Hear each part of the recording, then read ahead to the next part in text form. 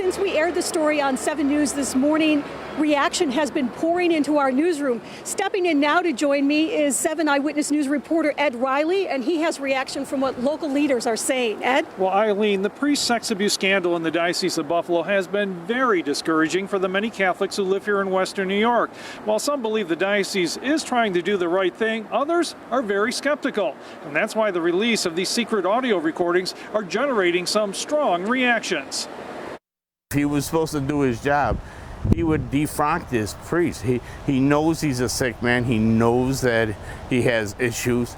Get rid of him. Michael Whalen is a priest sex abuse survivor. He was one of many people commenting today on the release of secret audio tape showing Bishop Richard Malone thought accused priest Father Jeffrey Nowak was, quote, a sick puppy, yet allowing the pastor to stay in ministry. Many clergy sex abuse survivors feel the diocese covered up problems, something they believe the recordings now prove. The corruptness is still there, that they still tried to hide and move stuff around. Father Nowak was assigned to Our Lady Help of Christians Church in Cheektowaga. Parishioner Carol Robichard spoke to us by phone. It's very hurtful to us, to the parishioners. You know, who cares? It's Malone, and it always stems back, and that's the problem. Barry Covert is representing the bishop's secretary, Father Birna. He wonders why Bishop Malone was hesitant to take action against Father Nowak. Why is he afraid? Why is Bishop Malone afraid that Jeff Nowak can get him? Attorneys Steve Boyd and Jeffrey Anderson are representing over 200 priest sex abuse victims in Buffalo and Rochester.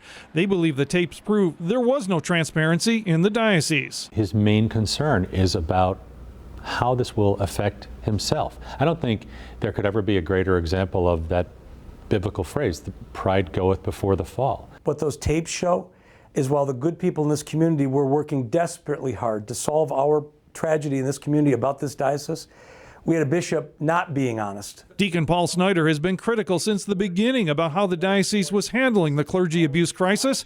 The release of the tapes have him convinced it is time for all parishioners and priests to demand a change. We hear homilies every weekend from pastors saying, do right by your neighbor, take a courageous stand.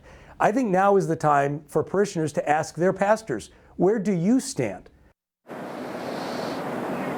Everyone I talked with today felt that Bishop Malone has now lost all credibility and there needs to be a change in the Diocese of Buffalo. So Catholics here in Western New York will be watching what happens next, if anything. For my colleague Eileen Buckley, I'm Ed Riley live in downtown Buffalo. All right, Ed, Eileen, thank you for your coverage. And our coverage continues online tonight. We've got recorded audio clips, transcripts, timelines, and much more of this investigation into Bishop Malone and the Buffalo Diocese. It's all available at WKBW.com.